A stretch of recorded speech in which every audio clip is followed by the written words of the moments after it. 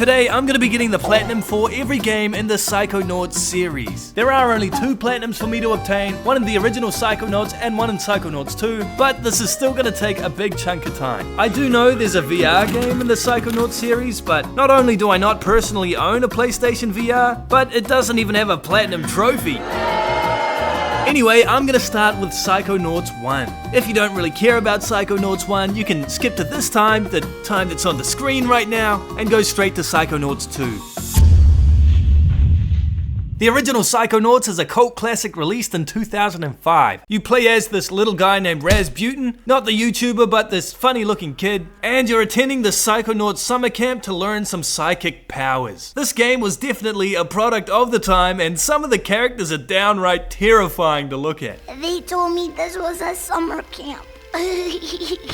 Looking at this weird looking kid actually gave me nightmares for weeks.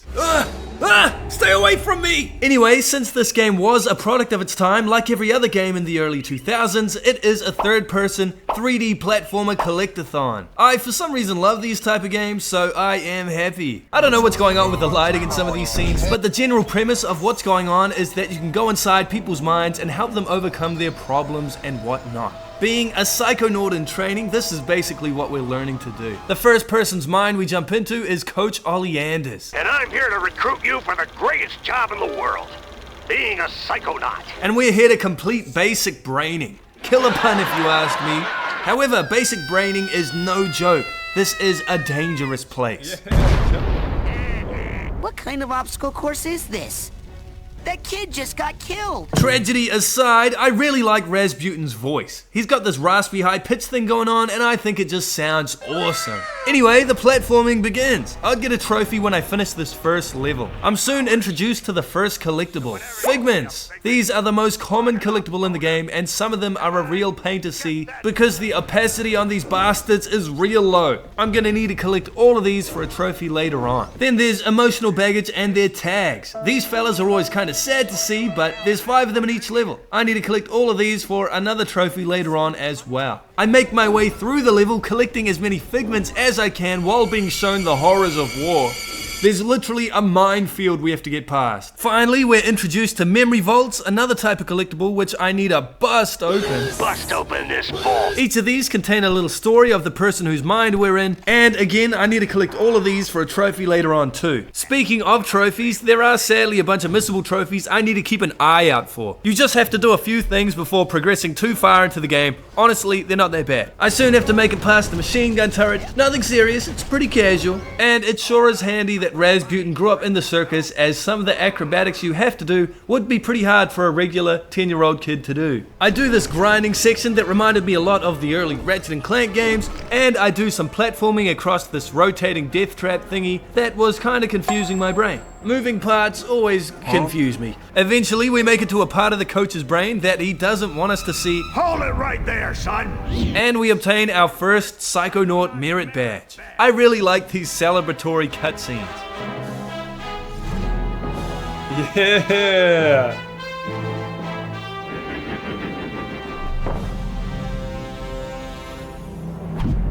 Wasn't that incredible? Finishing basic braining earns me my first of 38 trophies. Hey, there we go. We completed basic braining. Yeah. Nice. With my first trophy obtained, I make my way towards the next mission and meet a bunch of weird looking kids along the way. One of which is a funny Russian kid I could not understand at all. Less lurking. Always eager to wrestle.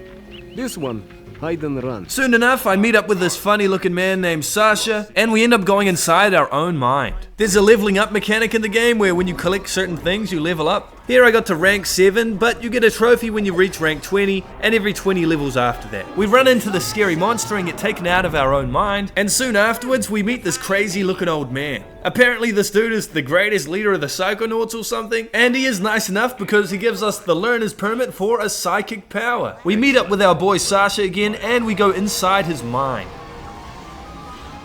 Here we get taught how to use our new psychic power. Well done, Raz. Keep shooting. We end up sorta accidentally breaking Sasha's mind, and he is not too happy with us. This is chaos. The main objective of this level is to help put Sasha's mind back together. This may sound like a big ask, but all we really have to do is hit these targets. After running, jumping, and defeating enemies for about 10 minutes, I eventually destroy all the targets and have to fight a boss. Uh-oh. Down! I'm being squashed. The boss really isn't too bad, I just kept shooting him till he fell down and died. And for winning, I permanently unlocked the shooting power. I also got another story trophy, which is nice to see. In between story missions, I made my way to this car park as there is a missable trophy here. All I had to do was talk to this kid and the trophy popped. Hey, man-made, okay. I don't even know what I did. After this, I meet up with the crazy old man, Ford Cruller again, and he teaches us a new move. Pyrokinesis, baby! With my new power unlocked, I kinda did do some evil things. I set a squirrel on fire and soon after set a bird on fire. This was in service of a trophy, so, you know, I'm not a psychopath, okay? Yeah, holiday dinner, easy peasy. A bit later on, I go back inside my own brain, and that big scary monster was not much of a challenge at all. Oh, what? We killed it just like that? Okay. While here, I take out a bunch of enemies and find a bunch of emotional baggage, which is always good as I won't have to clean it up later. I also pick up a bunch of figments, which eventually gets me to rank 20 and earns me a trophy. Yeah, rank 20. And Junior PSI Cadet. I soon get to a point where I can't progress yet again and have to get a new power before I can continue. I meet up with Ford Cruller again and he teaches us telekinesis, but this isn't the power we need. We soon make our way to the beach and go inside Mila's brain to hopefully learn levitation. Levitation is kind of a funny skill in this game. You run around on this ball, jump extra high, and can glide. This level is themed after a dance party and mostly involves you jumping around on your ball. In every level I play, I try extra hard to get as many collectibles as I can so I can save some time later on. While searching for figments, I accidentally take a side path and open this vault, which actually earns me a trophy. We get the trophy for learning Mila's backstory, and this is actually kinda horrific. She takes care of all of these kids, and one day the house catches on fire and everyone burns. I hop inside this chest and encounter one of the scariest scenes I think I've ever seen. This shit is terrifying. Lucky for you, I have my nightmares under control.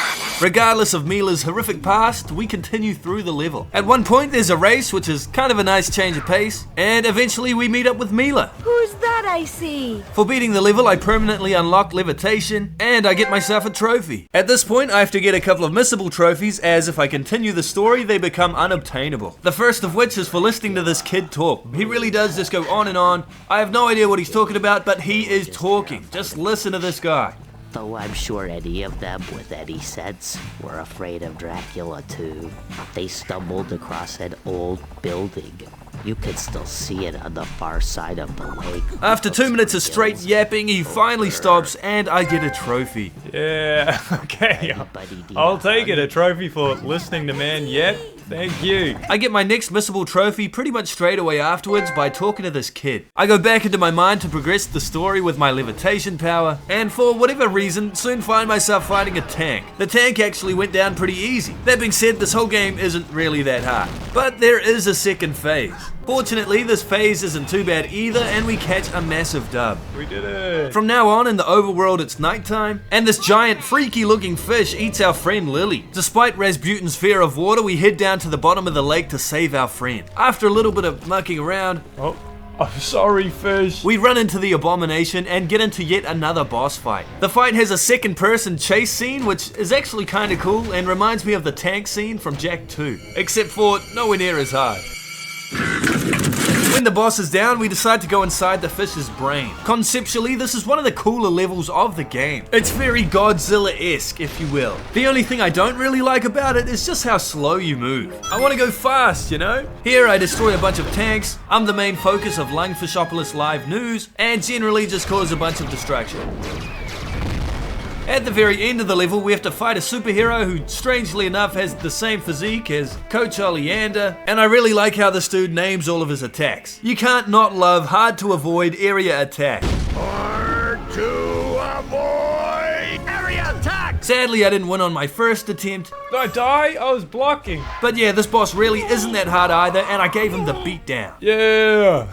Get beat. The people for some reason love me, let's go. Yeah, Gargalore. And the fish monster actually turns out to be a pretty chill dude. And now I shall repay you. Doing all this gets me another story trophy as well. You love to see it. We go to see Ford Cruller and we learn that literally all the kids at the camp have had their brains stolen. But before we're allowed to start the mission to start getting them back, I have to farm up a bunch of arrowheads so I can buy the cobweb duster. Kind of annoying that this is a requirement, but I needed to get it for some trophies later on anyway. I find this milkman blocking the way and go into his mind to sort everything out. Yeah, this guy's a conspiracy theorist and is absolutely crazy. Here we unlock the power clairvoyance. I can now see the world through other people's eyes. A very interesting psychic power to say the least. This level is set in a neighborhood and we have to uncover the milkman conspiracy. Do you guys know where the milkman is? Why do you ask that question? Are you the milkman? I got a trophy quite late in this level for using clairvoyance a bunch of times. I was actually quite confused at this part of the level. I just had no idea what to do. I couldn't get past the sniper for some reason. I did not know what I was doing wrong. Apparently you just have to use the shield power, and I can't believe I didn't think of this sooner. Oh. While going through the level, I reached rank 40. Rank 40, baby. And this got me another trophy. Yeah, regular Psy Cadet. We do eventually figure out this whole milkman conspiracy. Now you must die! And we have to fight this crazy lady. When she gets defeated, unfortunately, the milkman wakes up, and this is real bad news. I am the milkman. My milk is delicious. Yeah, this guy's absolutely crazy as well, and by milk, he means Molotovs and just starts blowing everything up. Uncovering all that in the dream world makes this guy remember who he was. I am the milkman.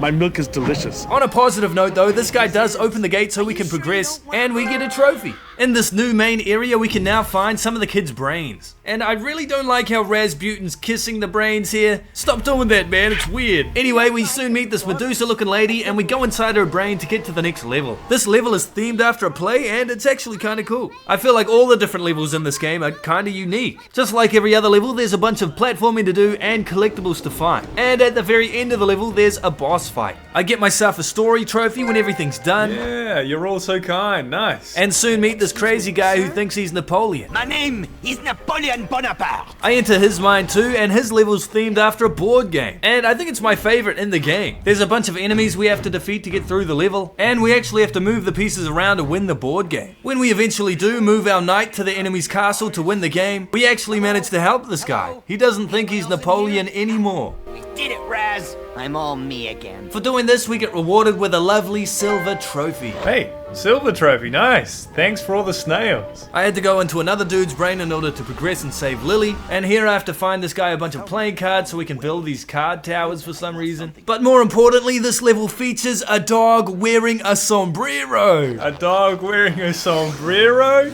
This is peak character design, dude. Anyway, this level definitely does have a cool style to it, even if it is a bit confusing. Near the end of the level, I meet this dude who looks like an absolute Chad, and he teaches us the last psychic power, which in turn earns me a trophy. I do sort of a side quest for the guy, and he gives us this last golden helmet, which I need for a gold trophy. Yeah, gold trophy. I'm gonna live forever. We end up fighting this bull who's been a pain in the neck basically this entire level, but then we learn the bull's actually the good guy, and we end up fighting the Chad. We eventually win the fight, get a crisp high five, and another story trophy. We now have to get through this whole ass asylum, and these rats are really annoying. Oh shit. Well, here I find a bunch of brains. Stop doing that, Raz! Anyway, after a bunch of climbing and grinding, I eventually take this Bloodborne looking elevator to the top. At the top of which we meet the game's main antagonist and his extremely annoying assistant. I get a story trophy for making it through the asylum, and this is kind of the game's point of no return. I'd have to go back and collect all the collectibles and do a couple of other things before starting the last level. But before I'd leave this area to do all that, I freed Mr. Pokelope the turtle, as I'd need him for a trophy later. I was only missing one of the kids' brains, and it didn't take me very long to find it. I used the bacon item, as you can use it to fast travel to Ford Cruller, and I got a trophy for using it a bunch of times. When I do meet up with Ford Cruller, I start handing him all the brains I found to rebrain all the children. This is kind of agonizing to do, only because you have to watch a cutscene for every child you rebrain. And there's 19 different children. So I just sat there and watched 19 cutscenes in a row and was rewarded with a trophy. Hey, let's go. Only had to watch 19 cutscenes in a row, yeah! After this, I did a bunch of miscellaneous tasks so I could get a few easy trophies. One of which was for interacting with this weird looking rock a few times. I got another for interacting with this bulletin board over and over, and another one for interacting with this tree stump over and over. My goal at this point was to collect all the collectibles in the hub areas. I was also showing all the camp kids I came across Mr. Pokelope, as I'd get a trophy once everyone had seen him. I'd like you to meet Mr. Pokelope. On top of that, I was also looking for all the scavenger hunt items, which were randomly placed around. Amid my collectible search, I ended up finding a side challenge marker which ranked me up to rank 60 and earned me a silver trophy. It wasn't too long after this where I got another trophy for showing everyone Mr. Pokelope. At this point, I was only one scavenger hunt item away from another trophy, but I had no idea where the last one was. It took me a while to figure out, but it was inside the lodge near the ceiling. Now I just had to turn them in and the trophy would be mine, so that's what I did. Nice, they call me the hunter. Now that I had all the collectibles in the overworld, I just need to go through all the brain levels again and get all the figments, emotional baggage, and memory vaults. This was definitely the worst part of the platinum process. Some of these figments were just impossible to find. In this level, for example, I had literally one more figment to find, but it just could have been anywhere. It took me 15 whole minutes to find this one figment. So annoying. Finally. Anyway, it was a whopping 3 hours before my next trophy, as I was just going level through level, getting everything I could find. In terms of getting all the collectibles, this board game level definitely gave me the most trouble. There are a couple figments here that were just so well hidden and I could not find them to save my life. When I eventually found myself getting all the collectibles in Coach Oleander's brain, I pressed this button to do this target practice challenge minigame thingy, as I'd get a trophy if I do it a bunch of times. After about 10 minutes of punching the crap out of these targets, the trophy eventually popped. Immediately after this, I got back to collecting figments and other collectibles. When I found myself back in the Black Velvetopia level, I got a trophy for reaching rank 80, and another one like 8 seconds later for getting to this new area. Eventually, I entered the last level I needed to get collectibles on, and I ended up getting a trophy for revisiting every brain. There it is, Victory Tour. After I did finally find all the collectibles in this last stage, I only had one more thing to do before I could start the final level. That being earn this trophy called Christmas Shopper for buying an item from the camp store on Christmas Day. I don't know why developers feel the need to add in these time-specific trophies, but I changed the date on my PS4 to Christmas, Merry Christmas by the way, and the trophy was mine. At this point, it was finally time to start the last level. If I got all the collectibles in this final level, I'd get the platinum at the very end. Before the level starts, you have to fight a boss, which is a tank controlled by Coach Oleander. We end up using telekinesis to chuck our brain in this juice with Coach Oleander's, and the final level, Meat Circus, begins. The level is a combination between Rasputin's messed up past in the circus and Coach Oleander's past trauma being his dad was a butcher. Here I had to be extra careful to get every collectible, as if I missed any I wouldn't be able to come back and get them. Compared to every other level in the game, this one is actually quite difficult. You have to make sure young Coach Oleander doesn't die, and this is easier said than done. There's this one part where there's an enemy throwing knives at you and you have to use them to get to the next platform, but I was really struggling with this. If you're not fast enough, Coach Oleander dies and you have to start from the very beginning. I did eventually figure out you just have to jump from the top of the spinning wheel, and thankfully I wouldn't have to look after Coach Oleander anymore. Here I ended up finding the last vault in the entire game, which earned me a nice gold trophy. This grinding section was another part of the level that I really struggled with. I'd always jump and he wouldn't jump to the next section of rail, he'll just jump off into the distance. When the grinding section did occasionally work properly, I'd sometimes miss a figment. Oh man. And when this happened, I'd have to jump off the edge so I could restart. I tried this so many times, but something stupid would always go wrong. I failed this one tiny grinding section for 10 minutes straight. I have no idea why this was so hard, and I was getting so annoyed. What the fuck? I don't get it, bro. Eventually, I did manage to complete this grinding section thanks to sweet trial and error. And at the end, I got a trophy for getting every figment in the entire game. Immediately afterwards, I found the last emotional baggage, which not only got me a trophy for reaching rank 101, but also another one for collecting all the emotional baggage. Thankfully, I didn't need to worry about collectibles anymore, and all I needed to do now was beat the game. Oleander's dad was the first boss we had to fight, and honestly, I had no idea how to damage him, and was running around aimlessly for a solid 5 minutes. Eventually, the game figures out we're kinda stupid, and gives us a hint on how to defeat the boss. Next time his cleaver gets stuck in the ground, run up his arm and punch him in his fat head. Oh. Now that I actually knew how to damage him, the boss fight was kinda easy. After beating him, we end up finding our dad, who's turned evil for some reason. What have you done to our circus? Dad! bad! And we have to do a bunch of platforming to chase him down. When we do catch up to him, he unfortunately teleports away, and we have to fight the butcher again, but his weapons are now on fire. When we win, the butcher falls into this blender thingy, but then pretty much straight away comes back as this abomination. We have to fight this thing, and fortunately he's not too hard, but he does be doing a lot of damage. Thankfully we get this power to go real big and beefy, and we lay down the hurt. Get him! Beat his ass! Soon the boss goes down, and the last 2 trophies are mine. We did it! And there's the trophy. I thought that something. Yeah! And the Platinum Brainiac. Finally! Alright, let's go! After getting the platinum, the audio started getting really weird for some reason. But it didn't matter, we finally had the platinum trophy and we could move on. Psychonauts 1 was a pretty good game and took me a whopping 17 hours to complete. It did feel a bit dated at times, but I enjoyed it overall. Anyway, let's move on to Psychonauts 2. Psychonauts 2 is pretty much a direct follow-up to the first game, and begins with Rasputin working an office job for the Psychonauts. Rasputin is supposed to be 10 years old, so it is a bit strange to see him in an office cubicle, but whatever. Visually, this game looks way better than the original. Not surprising considering it came out 16 years after the original, but a welcome change. I really like how this game looks. Anyway, our first task is to chase down the main villain of the first game. This first stage is actually pretty cool. It has some real trippy things going on. This is trippy, dude. The coach and I go into his brain as we're trying to get some crucial information out of him. Psychonauts 2 has the same type of collectibles as the first game, and the figments specifically are much easier to see. Soon I run into the first enemies of the game, and I immediately get my first trophy by using telekinesis to throw something at an enemy. Hey, we get a trophy, TKO. Soon I find my first memory vault, and shortly after that I find my first emotional baggage. While going through the level, we remember some of the powers that we learned in the first game, and got into a bunch of fights. The combat in this game is dope and feels really good to play. Again, it's another massive improvement from the first game. We soon remember pyrokinesis and start using it on these posters. Ah! Fire! It hurts! We remember levitation as well, but there is a noticeable downgrade here. You now have a short time limit for how long you can glide. While playing through the level, I'm again really impressed with how this game looks. It's so visually appealing. It's not long before I'm at the end of the stage, and it's here we learn what Lobotta was so afraid of.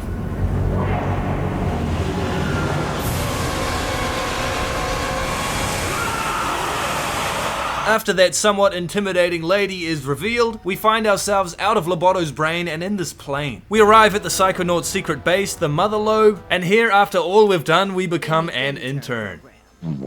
It's not all bad though, because we get rewarded with a nice story trophy. Hey, Employee of the Year. The Mother Lobe is a cool little hub area with a bunch of different collectibles and things to do. While exploring the place, I find myself going inside Mila's office, and talking to her gets me one of the 2 missable trophies in the entire game. I mess around with this automatic machine, which is basically just a vendor, and randomly get myself a bunch of trophies. Hey, alright, we're rank 2. And we get a trophy, yeah. Associate Intern. And core strength, another one for something? Cool.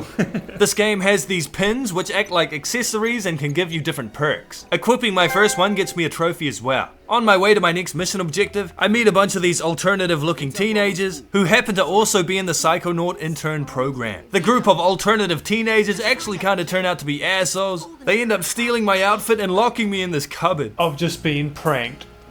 I can't believe it. I now have to run through the storage area in my underwear. How embarrassing. Anyway, this random rat wearing a jacket somehow teaches us clairvoyance and helps us figure out this code so we can continue. This leads us to find Sasha, who gets us a new outfit. You're a hero, Sasha. Thank you. After receiving the new fit, I upgrade one of my powers, which earns me another trophy. I waste a bunch of time mucking around in the Mother Lobe for a bit and use clairvoyance on this random dude who for some reason is seeing a bunch of bacon, but I eventually do continue the story. After a conversation with this lady who's in charge of the intern program, I earn myself a story trophy. After I flex my gaming skills by sorting out a bunch of mail in the mail room, dude, I'm the greatest. We find out this dude named Nick doesn't have a brain anymore. Someone has stolen it. Soon I find myself in the Psychonauts classroom, and I go inside the teacher's mind for our first lesson.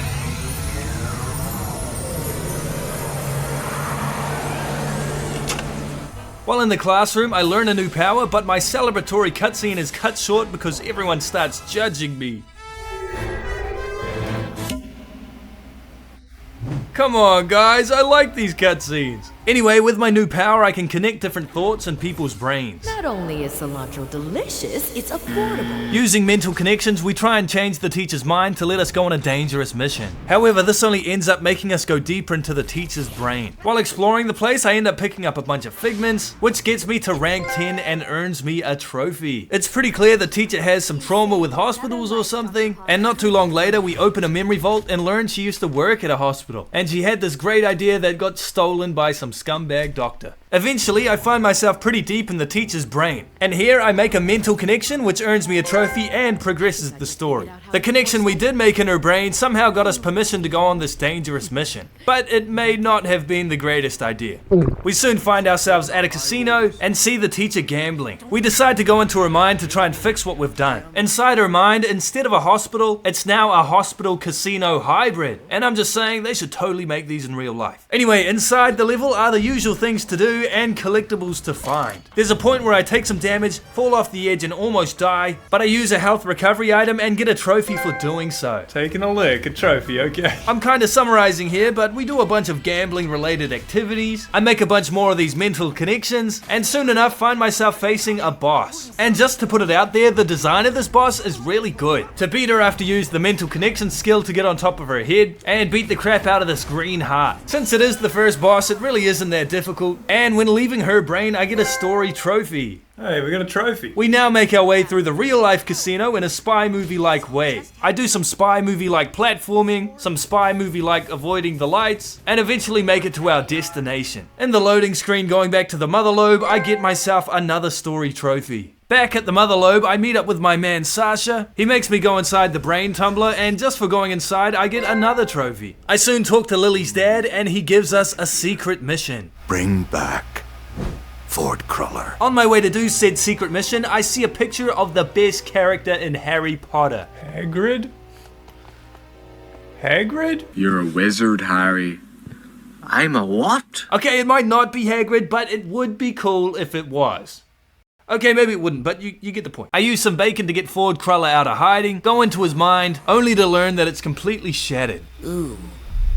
This is worse than I thought. In the Mother Lobe, there's a few different versions of Ford Cruller, and I have to do a bunch of different tasks before I'm allowed to go into their minds to help them. For some reason, Rasputin's entire family shows up, and I'm given a new hub area called the Quarry to explore. While exploring, I do some platforming and jumping around, and soon find myself another new hub area to explore. This place is called the Questionable Area, and my family has set up camp here. Actually finding where they've set up earns me an easy trophy. Rasputin finds his brother, who doesn't look very happy to see him, and we help him set up this tent, which earns me another easy trophy. Back at the Mother Lobe, I go inside the hairdresser version of Ford Cruller's mind. In this level, I do what I always do, that being jump around collecting as many figments as I can. This level has a bunch of these gross looking lice all over the place, which I'm not a massive fan of, but I can use water to wash them away. I eventually find myself climbing this weird tower thingy, which leads to this extraordinarily creepy place. Here we pull out a piece of Ford Cruller's fragmented mind, and we're now one step closer to putting them back together. For doing all this, I get myself another nice story trophy. And a trophy a little off the top, nice. Immediately after this, I go over to this automatic machine and actually get myself another trophy. This one is for equipping 3 pins at the same time. I then went to the quarry and started heading towards this building, and when I went inside, I met up with this dude named Otto. He has this giant machine full of brains, and we need to get one for Nick. Because, well, yeah, just look at him. Anyway, I think this brain machine was a Kickstarter reward or something, and I spent a bit of time going through these. He died gaming? Okay, shit. Me for real. We end up picking out a random brain, and we go inside it to check if he was a nice guy. Inside the brain, we meet this ball of light, and he actually does seem to be a pretty chill dude, so we get right out of there. I leave Otto's lab, and before going back to Nick, I hit this other building, the Psycho Isolation Chamber. We're here to get a bowling alley membership card, and this guy has one, but does not want to give it to us. Don't even look at that. It's private. We do come to an agreement, though. If I can get some bees to put in this jar, he'll give it to us. So that's what I do. I head to the forest, catch a bunch of bees inside my jar, and run away from this weird looking bee creature. I go back to the dude who asked me to go get them and deliver the bees. But to be fair, it might have been too many bees for this poor guy to handle. Just look at how scared he looks. I end up going inside his brain to see if I can help him. Here I discover a new enemy called a judge, and I actually end up getting a trophy while fighting him. All I had to do to get it was throw the judge's gavel back at him. This level turns out to be a game show, which is kinda cool. I like it. And I have to use telekinesis to take members of the audience, cook them, and turn them into meals for these puppet judges. I don't even know how you come up with the concept for this level, but it is very creative. I think it's cool. Anyway, after putting together a couple of meals, I end up in a battle against these flying thingies, and I randomly get a miscellaneous trophy for throwing an anvil at them. Yeah, shared regret. That was easy. At the very end of the level, you have to fight the judges in a boss fight. And when this first began, I had no idea what to do. I don't know what's going on, man. I eventually do figure out you can use telekinesis on these piles of goop and throw food into these tubes. After a bit of time, our boy on the TV will cook something up for us, and we just start throwing everything at the judges. Throw the whole damn plate. One by one, the judges start blowing up from all the food I've thrown in their face, until they don't. And it's revealed that the judges were not even real. Our dude ends up giving us the membership card for the bowling alley, and we get ourselves a trophy as well. Before going to the bowling alley, I go back to Otto's lab, and I pick up some items from him so I can earn myself a couple of easy trophies. I get one for using this item called the Thought Tuner, and another one for using a screenshot while using the camera. Oh shit. Shutterbug! Okay, trophy earned. Back in the mother lobe, I make my way towards the bowling alley, and I actually get another trophy for upgrading one of my psychic powers for a third time. I bowl my way inside of this version of Ford Cruller's mind, and I'm greeted with a bowling-themed level. I'm not a massive fan of the use of green here. I know the level's supposed to be germ-themed as well, but I don't know, I just don't like it. I rolled around the level for what felt like a pretty long time, and eventually I made my way to another one of these creepy-looking rooms. I pulled out the fragment of Ford Cruller's mind I came here to get, and we've almost put his mind back together again. I get a story trophy for completing the level, then hit up the automatic shop, buy the astral wallet, and get myself another trophy. I put the brain that I got ages ago inside of Nick, and he wakes up. He does kind of go crazy, but it's okay. I go inside his mind to see what's going on. It's a bit hectic in here, I'll admit, and I soon get introduced to a new enemy called Panic Attack. These enemies are tough, and at this point of the game, I can't even damage them at all. Luckily, our ball of light friend does manage to calm down, and I soon find myself climbing out of this memory vault and backstage of a concert for some reason. This level is probably my favorite in Psychonauts 2. It just looks really cool. I end up going inside this guy's eyeball, and there's this really trippy falling into the abyss scene. It's really cool, man. I don't know what to say. Just watch.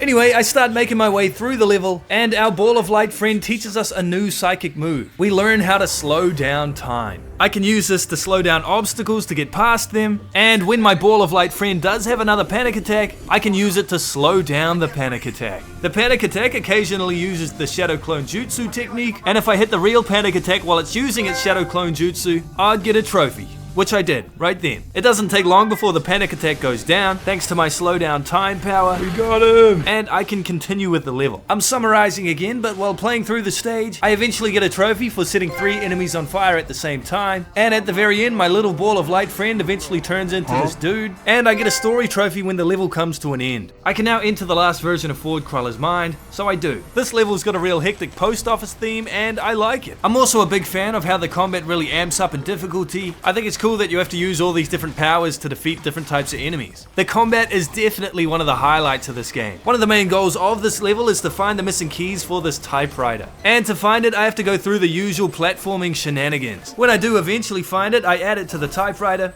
and type out the message that I need to. Oh, I'm just kidding. I type out Lucretia to continue. I soon find myself in the creepy head place again. I take out the last fragment of Ford Cruller's mind and finally put them together again. Doing this gets me 2 trophies, one for completing the level and one for fully reconstructing Ford Cruller's mind. Oh, another one. Sane in the membrane. Ford Cruller takes us to this creepy graveyard. We have to run away from this moving wall thingy. We fall in an open grave, get buried alive, and then come out the other side but start free falling.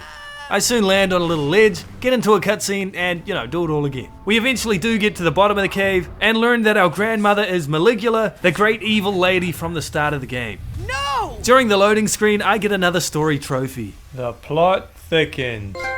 Hey, buried memories. Ford Cruller takes us to a place in the real world where the first Psychonauts lived together. This is the fourth and last hub area in the game that I can explore. I soon find myself walking into this building, which has this machine covered in vines that looks pretty important inside it. I end up getting another story trophy just for finding this place. I then walk up this honey-covered path and run into the bee monster that I ran into before. They turn out to be pretty chill though, so it's all good, and I go into her mine. The level I get put into is probably my least favorite in the entire game.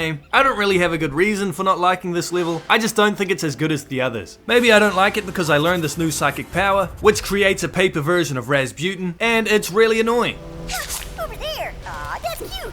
My clone thinks he's real. Woo! I'm an airplane! Anyway, at the end of the level, there is a boss fight. I don't know if I'm good at the game or the game's just easy, but I win on my first try. I get another story trophy when the level's over as well. Hey, another story trophy. I don't know how to say that. The lady we helped is no longer consumed by the bees, and she gets rid of some bees that were crowding around this machine. It's still unusable though, as it is still covered in vines. I do some more exploring around the place, soon go into this weird looking greenhouse, and find this dude who seems to like to have a good time. He's an alcoholic. I go into his brain to try and find out why.